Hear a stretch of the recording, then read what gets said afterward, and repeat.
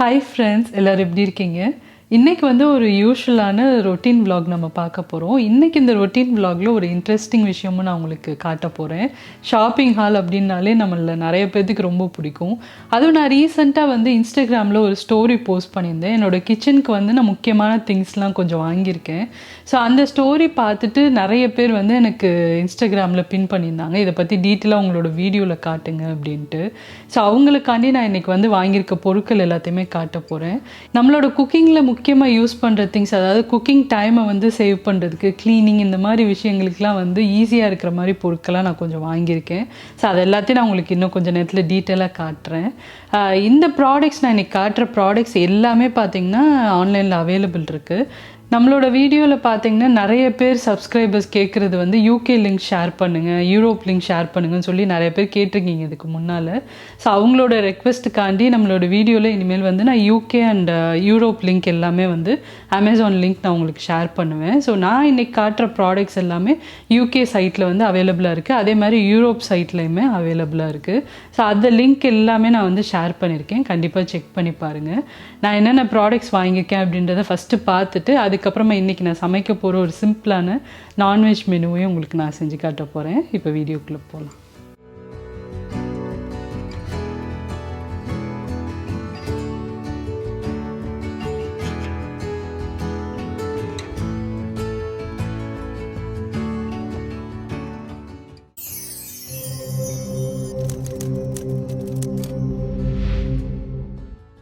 இப்போ ஷாப்பிங் பண்ணுறதுக்காண்டி கிளம்பி போயிட்டுருக்கோம். இந்த கிளிப்பிங் பார்த்திங்கன்னா வீக்கெண்ட் எடுத்தது. வீக்கெண்டு தான் இந்த ஷாப்பிங்லாம் போய் பண்ணிட்டு வந்தோம். இன்றைக்கி நான் வீடியோவில் காட்ட போகிற இந்த ப்ராடக்ட்ஸ் எல்லாமே இப்போ வாங்கினது தான்.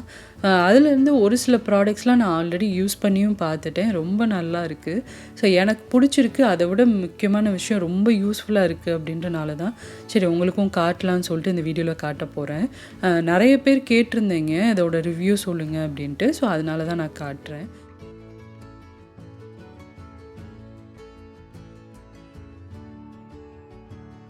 ஸோ இன்றைக்கி இந்த ஷாப்பிங்லேருந்து நான் வாங்கின பொருட்கள்லாம் இப்போ நான் உங்களுக்கு காட்ட போகிறேன்.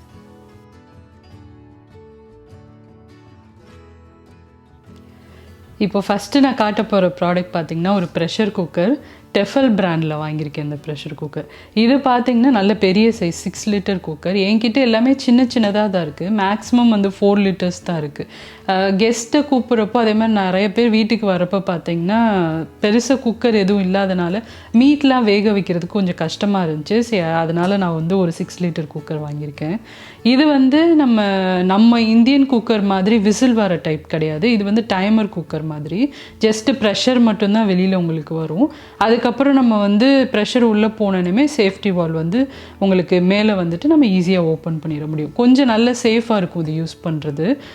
இதில் வந்து 4 லிட்டர்ஸும் அவைலபிள் இருக்குது, 6 லிட்டர்ஸும் இருக்குது. எல்லா ப்ராடக்டோட லிங்க்கும் கீழே டிஸ்கிரிப்ஷனில் கொடுத்துருக்கேன். இப்போ நான் உள்ளே ஓப்பன் பண்ணி காட்டுறேன். இதுதான் இந்த நாபு, குக்கிங் செட்டிங் வந்து நம்ம வைக்கிற நாப். இது இந்த சிம்பிள் பார்த்திங்கன்னா உங்களுக்கு ப்ரெஷர் ரிலீஸ் பண்ணணும் இமீடியட்டாக ஓப்பன் பண்ணுறதுக்கு அப்படின்னா இந்த செட்டிங்கில் நம்ம வச்சுக்கலாம். அடுத்ததாக வந்து மீட்டு வெஜிடபிள்ஸ்க்கு ஏற்ற மாதிரி நம்ம செட்டிங்ஸ் வந்து வச்சுக்கலாம். ஸோ இதை நம்ம வந்து ரொட்டேட் பண்ண அந்தந்த செட்டிங்ஸ்க்கு ஏற்ற மாதிரி இது அட்ஜஸ்ட் ஆகிடும். அதுக்கேற்ற மாதிரி நம்ம வச்சுட்டு குக் பண்ணிடலாம். ரைஸு, அதுக்கப்புறமா சாம்பாருக்கு பருப்பு, இந்த மாதிரி இது எல்லாமே வந்து இந்த வெஜிடபிள்ஸ் குக் பண்ணுற அந்த செட்டிங்ஸில் வச்சு நம்ம குக் பண்ணலாம். இந்த ஸ்விட்ச் மாதிரி இருக்குது பார்த்திங்களா, அது இப்படி புஷ் பண்ணோம் அப்படின்னா ஓப்பன் பண்ணிடலாம். இப்போ எக்ஸ்ட்ரா கிண்ணத்தில் ஏதாவது வேக வைக்க போகிறீங்க அப்படின்னா இந்த ஸ்டாண்ட் யூஸ் பண்ணிக்கலாம். கீழே வச்சுட்டு அது மேலே இந்த பாத்திரத்தை வச்சு நீங்கள் வந்து ஸ்டீம் பண்ணிக்கலாம். இதில் வந்து வெஜிடபிள் ஸ்டீம் பண்ணுறதுக்கும் ஒரு அட்டாச்மெண்ட் இருக்குது, இந்த பேஸ்கெட். இதையும் நம்ம வந்து யூஸ் பண்ணிக்கலாம். அதே மாதிரி இந்த பேஸ்கெட் எடுக்கிறதுக்கு ஒரு சின்ன கம்பி மாதிரியும் கொடுத்துருக்காங்க. நல்ல பெரிய சைஸ் மீட் வேக வைக்கிறதுக்கு, பிரியாணி, புலாவ் இந்த மாதிரி செய்கிறதுக்கு இது நல்ல யூஸ்ஃபுல்லாக இருக்கும். இப்போ நெக்ஸ்ட்டாக நான் வாங்கியிருக்க பொருள் பார்த்திங்கன்னா டோட்டிலா ப்ரெஸ் வாங்கியிருக்கேன். இது வந்து கேஸ்டைனில் வாங்கியிருக்கேன். அதாவது டோட்டிலாஸ், அதுக்கப்புறமா ரோட்டி, சப்பாத்தி எல்லாமே வந்து இதில் ப்ரெஸ் பண்ண முடியும். இது வந்து பார்த்திங்கன்னா 25 சென்டிமீட்டர் சைஸ், நல்ல பெருசு, இருக்கிறதுல பெரிய சைஸ் வாங்கியிருக்கேன்.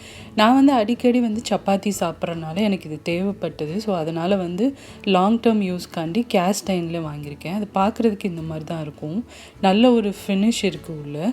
இதில் என்ன அப்படின்னா நம்ம வந்து நல்லா எண்ணெய் அப்ளை பண்ணி தான் ப்ரெஸ் பண்ண முடியும். இல்லைனா வந்து பேக்கிங் பேப்பர் இருக்கும் இல்லையா, பார்ச்மெண்ட் பேப்பர் அதை வந்து கட் பண்ணி வச்சுட்டு நீங்கள் வந்து அதில் ப்ரெஸ் பண்ணால் கூட நல்லா ஒட்டாமல் வரும். ஸோ இது வந்து நான் ஆல்ரெடி ஒரு தடவை யூஸ் பண்ணி பார்த்துட்டேன், ரொம்ப நல்லா இருக்குது.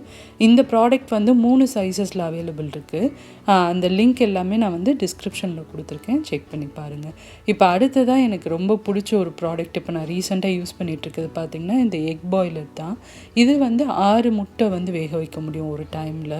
இந்த மாதிரி அதில் ஒரு ஸ்டாண்ட் இருக்கும். கீழே இந்த இருக்கிற கண்டெய்னரில் நம்ம தண்ணி ஊற்றிட்டு மேலே முட்டை வச்சுட்டு வேக வச்சோன்னா அதிகபட்சம் 5 மினிட்ஸில் நம்மளுக்கு பாயில்டு எக்ஸ் வந்து ரெடி ஆகிடுது. இதில் வந்து இன்னொரு அட்டாச்மெண்ட்டும் வருது. இப்போ நார்மல் பாயில்டு எக்ஸ் பண்ணுறதுக்கு நீங்கள் அதை யூஸ் பண்ணலாம். சப்போஸ் போஸ்ட் எக் மாதிரி பண்ணுறீங்க அப்படின்னா இந்த மாதிரி 2 கப் கொடுத்துருக்காங்க, அதில் கூட நீங்கள் பண்ணலாம். அடிக்கடி வந்து பாயில்டு எக்ஸ் சாப்பிட்றவங்க, முட்டை சாப்பிட்றவங்களுக்கு வந்து குக் பண்ணுறதுக்கு டைம் ரொம்ப எடுக்குது அப்படின்னு நினைக்கிறவங்க இந்த ப்ராடக்ட் வாங்கி யூஸ் பண்ணுங்கள்.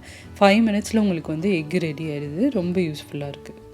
இப்போ நெக்ஸ்ட்டு நம்ம பார்க்க போகிற ப்ராடக்ட் பார்த்திங்கன்னா இந்த ஃபுட் கண்டெய்னர். இது வந்து இன்சுலேட்டட் ஃபுட் கண்டெய்னருங்க. ரொம்ப யூஸ்ஃபுல்லாக இருக்கும் உங்களுக்கு ட்ராவல் டைமில், அதுக்கப்புறம் ஆஃபீஸ் இதுக்கெலாம் வந்து நீங்கள் கொடுக்குறீங்க அப்படின்னா யூஸ்ஃபுல்லாக இருக்கும். இதிலே வந்து மேலே பார்த்திங்கன்னா அட்டாச்டு ஸ்பூனோடு வருது. அந்த ஸ்பூனை வந்து இந்த மாதிரி நம்ம ஓப்பன் பண்ணிக்கலாம். அதுக்கப்புறம் வேணும்னா யூஸ் பண்ணி முடிச்சுட்டு நம்ம ஃபோல்ட் பண்ணி அது உள்ளே வச்சுக்கலாம். மிஸ் ஆகாமல் இருக்கும் அந்த பர்பஸ்க்காண்டி. உள்ளே இந்த கண்டெய்னர் பார்த்திங்கன்னா நம்ம சூப்பு, குழம்பு இந்த மாதிரி விஷயங்கள்லாம் ஸ்டோர் பண்ணுறதுக்கு யூஸ் ஆகும். பேபி ஃபுட்ஸ்லாம் நீங்கள் எடுத்துகிட்டு போகிறீங்க ட்ராவலுக்கு அப்படின்னா அதுக்கும் கூட இது ரொம்ப நல்ல யூஸ் ஆகும். இது வந்து ஆஃபீஸ்க்கு நான் கொடுத்து விடணும், சூப் இதெல்லாம் குழம்பு இதெல்லாம் கொடுத்து விட்றதுக்கு ஒரு கண்டெய்னர் மாதிரி தேவைப்படுது அப்படின்றனால தான் நான் இந்த இது வாங்கியிருக்கேன். இது வந்து நல்ல சூடு தாங்குது. நியர்லி பார்த்திங்கன்னா ஒரு 7 to 8 hours வந்து நல்ல ஃபுட் வந்து நல்ல சூடாக இருக்குது. நெக்ஸ்ட்டு நம்ம பார்க்க போகிற இந்த ப்ராடக்ட் பார்த்திங்கன்னா உங்களோட கிச்சனில் ரொம்ப யூஸ்ஃபுல்லாக இருக்கும். ஏர் ஃப்ரையர் வச்சுருக்கீங்க அப்படின்னா இந்த லைனஸ் நீங்கள் வாங்கி யூஸ் பண்ணலாம். ஏன்னா ஏர் ஃப்ரையரில் பார்த்திங்கன்னா இந்த மாதிரி 2 பேஸ்கெட் வரும். நம்ம ஒவ்வொரு தடவை யூஸ் பண்ணதுக்கப்புறமும் இந்த 2 பேஸ்கெட்டும் ரொம்பவே அழுக்காயிடும். அதுக்கப்புறம் நம்ம கழுவுறதுக்கும் ரொம்ப கஷ்டமாக இருக்குது. ஸோ அதனால் பார்த்திங்கன்னா இந்த மாதிரி லைனர் நம்ம உள்ளே போட்டுட்டோம் அப்படின்னா உங்களுக்கு க்ளீனிங் வேலை வந்து ரொம்ப ஈஸியாகிடும். அந்த லைனர் மட்டும் டிஸ்போஸ் பண்ணால் போதும். நீங்கள் எப்பயுமே யூஸ் பண்ணுற ஒவ்வொரு டைமும் ஏர் ஃப்ரையர் வந்து வாஷ் பண்ண தேவையில்லை. ஸோ அதுக்கு யூஸ் ஆகுது. அடுத்ததான் இந்த பவுல் வாங்கியிருக்கேன், பிரிண்டட் பவுல். நல்ல கொஞ்சம் பெரிய சைஸு. இதில் வந்து சப்பாத்தி மாவு இதெல்லாம் பிசைகிறதுக்கு யூஸ் ஆகும் அப்படின்றனால இது நான் வாங்கியிருக்கேன். இந்த மாதிரி பவுல்ஸ் பார்த்திங்கன்னா உங்களுக்கு டிஃப்ரெண்ட் சைஸஸில் கிடைக்கும். 3 சைஸ் இருந்தது. நான் வந்து இந்த பெரிய சைஸ் வாங்கியிருக்கேன். இப்போ அடுத்ததாக வந்து கோஸ்டர்ஸ் ஒரு 2 பீஸ் வாங்கியிருக்கேன். இது வந்து பார்த்திங்கன்னா பேம்பு கோஸ்டர்ஸ் நல்ல பெருசாக இருக்கும். இது வந்து நீங்கள் டெக்கரேட்டிவ் பீஸாக கூட யூஸ் பண்ணலாம், இல்லைன்னா நீங்கள் ஃபுட் வந்து ஸ்டோர் பண்ணுறதுக்கு கூட யூஸ் பண்ணலாம். ரொம்ப அழகாக இருக்கும். ஃப்ரூட் பவுல் இதெல்லாம் வந்து இது மேலே வச்சோம் அப்படின்னா நல்லா இருக்குன்றனால ஒரு 2 வாங்கியிருக்கேன். அடுத்ததாக பார்த்திங்கன்னா இந்த ஸ்டெயின்லெஸ் ஸ்டீல் கொலாண்டர் ஒன்று வாங்கியிருக்கேன். இது நல்ல ஒரு ரெக்டாங்கிள் ஷேப்பில் உள்ள பெரிய கொலாண்டர். இது வந்து உங்களுக்கு சிங்கில் வந்து வச்சு அப்படியே வெஜிடபிள்ஸ்லாம் வாஷ் பண்ண ஈஸியாக இருக்கும். இந்த மாதிரி நம்ம சிங்கில் ஃபிட் பண்ணிக்கலாம். ஃபிட் பண்ணிவிட்டு நம்ம வந்து ஃப்ரூட்ஸ், வெஜிடபிள்ஸ் இதெல்லாம் இதில் போட்டு வாஷ் பண்ணோம் அப்படின்னா உங்களுக்கு ரொம்ப ஈஸியாக இருக்கும். அப்படியே தண்ணி வடிய விட்டுட்டு அதுக்கப்புறம் நீங்கள் எடுத்து கட் பண்ணிக்கலாம். இப்போ அடுத்ததாக பார்த்தீங்கன்னா ஒரு ரைஸ் குக்கர் வாங்கியிருக்கேன். என்கிட்ட ரொம்ப பெரிய சைஸ் ரைஸ் குக்கர் ஒன்று இருக்குது ஆல்ரெடி, நீங்கள் வீடியோஸில் பார்த்துருப்பீங்க. அது வந்து நான் லார்ஜ் குவான்டிட்டி குக் பண்ணுறேன் அப்படின்னா அந்த ரைஸ் குக்கர் யூஸ் பண்ணுவேன்.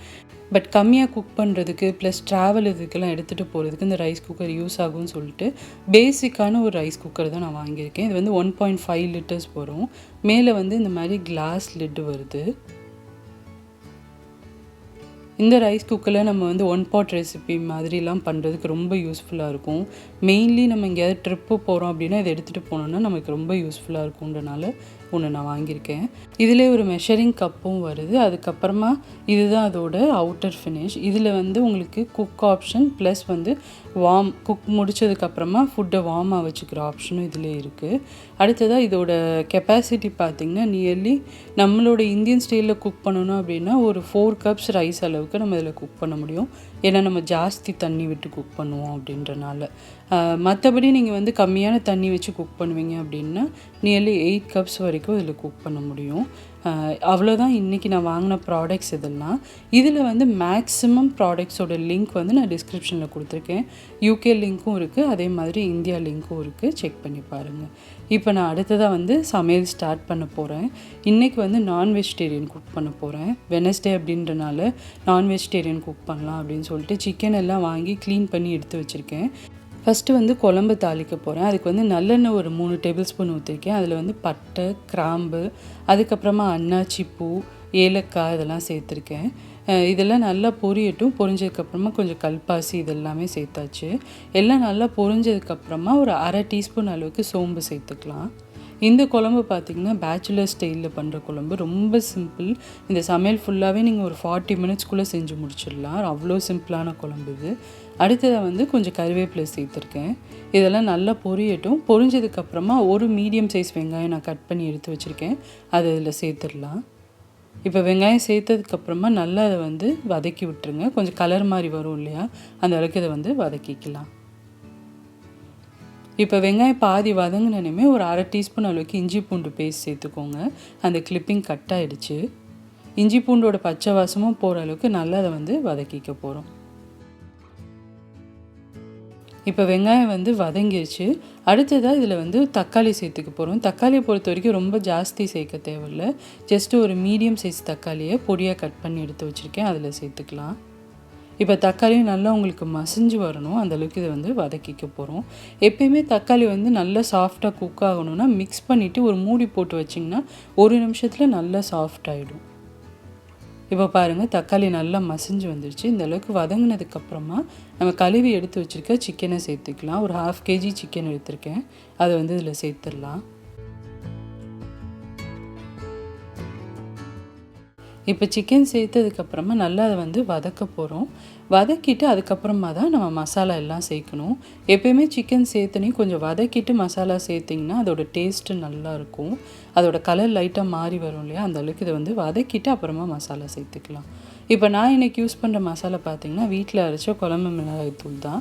சப்போஸ் உங்கள்கிட்ட இந்த பொடி இல்லை அப்படின்னா மிளகாய்த்தூளும் தனியாத்தூளும் மிக்ஸ் பண்ணி சேர்த்துக்கோங்க. அதில் ஒரு அரை டீஸ்பூன் அளவுக்கு சீரக பொடியும் சேர்த்திங்கன்னா நல்லாயிருக்கும். அடுத்ததாக அதில் கொஞ்சம் கலர் கொடுக்கறதுக்காண்டி நான் காஷ்மீரி மிளகாய்த்தூளும் கொஞ்சம் சேர்த்துருக்கேன். அடுத்ததாக தேவையான அளவு உப்பு சேர்த்தாச்சு. இப்போ இந்த மசாலாவோட பச்சை வாசம் போகிற அளவுக்கு இதை நல்லா வதக்கிடலாம். இப்போ மசாலா எல்லாமே நல்லா ஒன்று கலந்துருச்சு. இப்போ அடுத்ததாக தேவையான அளவு தண்ணி சேர்த்துக்கலாம். இந்த குழம்புக்கு தேவையான அளவு ஒரு 1.5 கப் அளவுக்கு நான் தண்ணி சேர்த்துக்கிறேன்.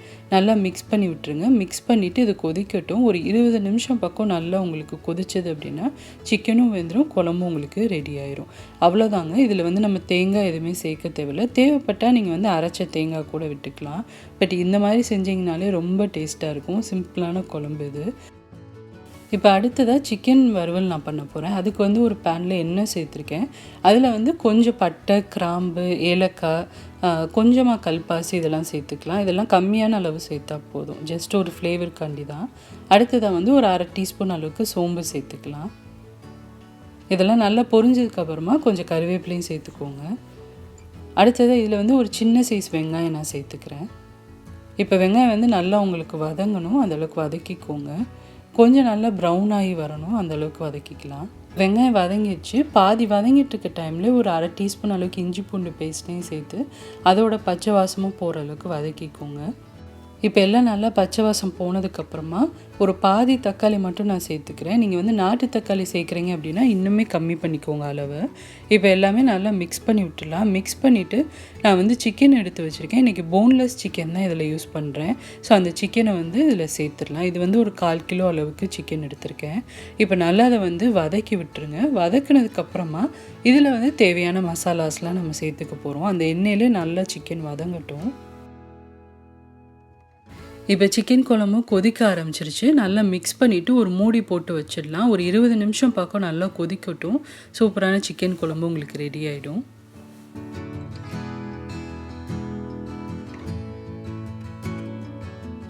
இப்போ சிக்கன் வறுவலுக்கு நம்ம மசாலாலாம் சேர்த்துடலாம். ஒரு 1/4 டீஸ்பூன் அளவுக்கு மஞ்சத்தூள் சேர்க்குறேன். அடுத்ததாக ஒரு 3/4 டீஸ்பூன் அளவுக்கு மல்லித்தூள் சேர்த்துக்கலாம். அடுத்ததாக ஒரு 3/4 டீஸ்பூன் அளவுக்கு நான் காஷ்மீரி மிளகாய்த்தூள் சேர்க்குறேன். தேவையான அளவு உப்பு சேர்த்துக்கோங்க. இப்போ மசாலா நல்லா உங்களுக்கு மிக்ஸ் ஆகணும். அந்த எண்ணெய் இருக்குது பார்த்தீங்களா, அதிலே தான் இந்த சிக்கன் வேக போகுது. எக்ஸ்ட்ரா தண்ணிலாம் நான் எதுவுமே சேர்க்கலை. ஏன்னா இங்கே சிக்கன் குயிக்காக வெந்துடும் அப்படின்றனால நான் தண்ணி எதுவுமே சேர்க்காமல் கொஞ்சம் சிம்மில் வச்சு அந்த எண்ணெயில் வேக விட போகிறேன். இப்போ மசாலாலாம் சேர்த்தப்பே ஒரு அரை டீஸ்பூன் அளவுக்கு சீரக பொடியும் சேர்த்துக்கோங்க. நான் சேர்க்க மறந்துட்டேன், அதனால் இப்போ சேர்த்துட்டு நல்லா மிக்ஸ் பண்ணிக்கலாம். மிக்ஸ் பண்ணிவிட்டு நான் சொன்ன மாதிரி தண்ணி எதுவும் சேர்க்காமல் இந்த எண்ணெயிலே நல்லா வேக விட போகிறேன். கிட்டத்தட்ட ஒரு 15 நிமிஷம் பக்கம் ஆகும். சூப்பராக இந்த தொக்கு நம்மளுக்கு ரெடி ஆயிரும். இப்போ இந்த சிக்கன் ரெடி ஆகிட்டு இருக்க டைமில் நான் வந்து அடுத்ததாக ரசத்துக்கும் வந்து ரெடி பண்ணிகிட்ருக்கேன். நான் கொஞ்சம் புளி ஊற வச்சுருந்தேன். அதில் தேவையான அளவு தக்காளி சேர்த்துட்டு நல்லா அந்த மாதிரி கரைச்சி வச்சுக்கலாம். அதில் வந்து கொஞ்சமாக கொத்தமல்லியும் சேர்த்து நான் ரெடியாக வச்சுருக்கேன். இதுக்கு மசாலா அரைக்க போகிறேன். அதுக்கு மிக்ஸி ஜாரில் மிளகு, சீரகம், வெள்ளைப்பூடு, அதுக்கப்புறமா பார்த்திங்கன்னா கொஞ்சம் கறிவேப்பிலை இதெல்லாம் சேர்த்து கோர்ஸாக அரைச்சிட்டு அந்த ரசத்தை வந்து நம்ம தாளிச்சிடலாம்.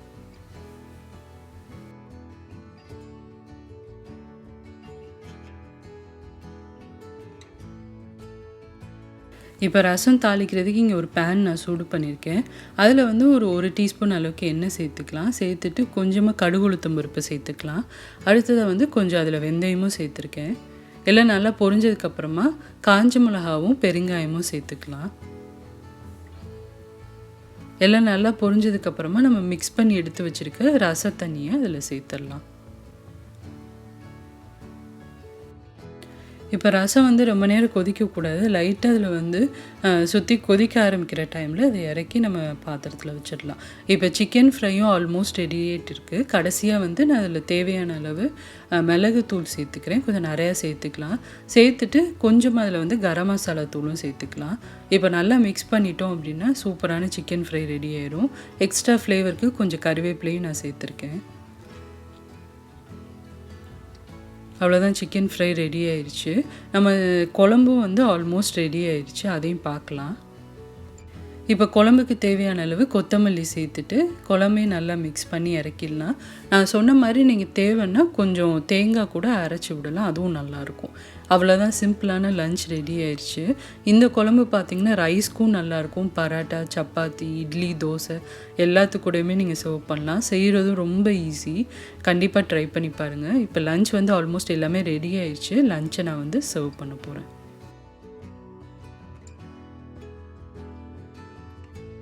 இப்போ சிம்பிளான நான்வெஜ் லஞ்ச் ரெடியாக இருக்குது. என்னென்ன செஞ்சுருக்கேன்னு காட்டுறேன்.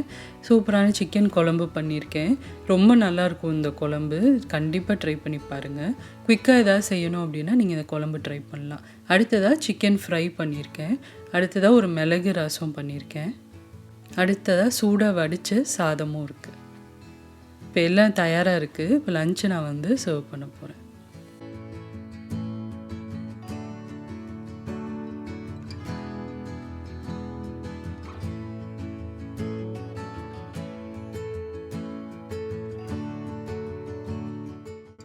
அவ்வளோதாங்க, இதோட இந்த vlog கம்ப்ளீட் ஆகுது. இந்த வீடியோ பிடிச்சிருந்தது அப்படின்னா கண்டிப்பாக இன்றைக்கி நான் செஞ்சு காட்டின இந்த லஞ்ச் ரெசிபியை நீங்களும் ட்ரை பண்ணி பாருங்கள். நான் இந்த வீடியோவில் காட்டின ப்ராடக்ட்ஸோட லிங்க் எல்லாமே டிஸ்கிரிப்ஷனில் இருக்குது. தேவைப்படுறவங்க அதை செக் பண்ணி பாருங்கள்.